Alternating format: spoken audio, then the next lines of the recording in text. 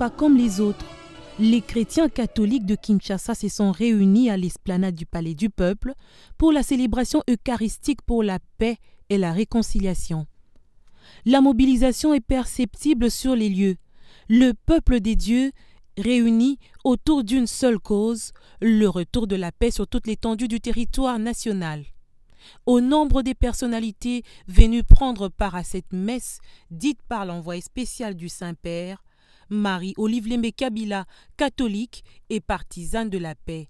Elle a joint sa voix à celle de tous les autres chrétiens pour implorer auprès des dieux sa grâce et sa miséricorde sur le pays. La paix est au centre de toutes les étapes de cette Eucharistie. Le premier à mobiliser les Congolais autour de cette valeur tant recherchée dans certains coins du pays, le cardinal Ambongo. Sans être sur place, le pape François a par une vidéo reconforté tous les chrétiens catholiques et les Congolais à travailler pour la réconciliation et l'unité. Message relayé par le secrétaire d'État du Vatican dans son homélie tirée du livre d'Ésaïe chapitre 66, Pietro Parolin s'est apaisanti sur la nécessité de pacifier la partie est du pays pour le bien-être de la population. Le découragement prédomine chez beaucoup devant cette situation.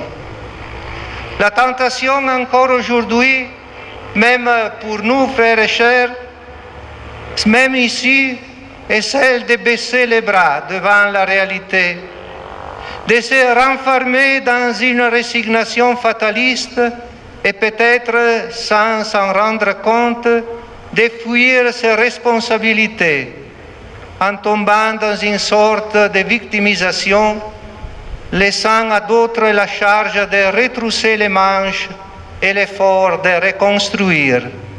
Les chrétiens ressortent de cette messe reconfortés.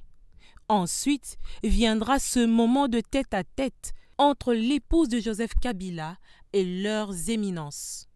Marie-Olive Lembe Kabila a par l'entremise du Premier ministre du Vatican envoyé un message au Saint-Père. Elle a d'abord reconnu son engagement pour la cause de la République démocratique du Congo et elle dit rester sur sa soif pour la visite du pape en République démocratique du Congo tout en espérant que lors de sa venue, il va bénir la cathédrale Mamawa Mani à Goma, la plus grande de l'Afrique centrale, dont la construction a été financée par elle-même.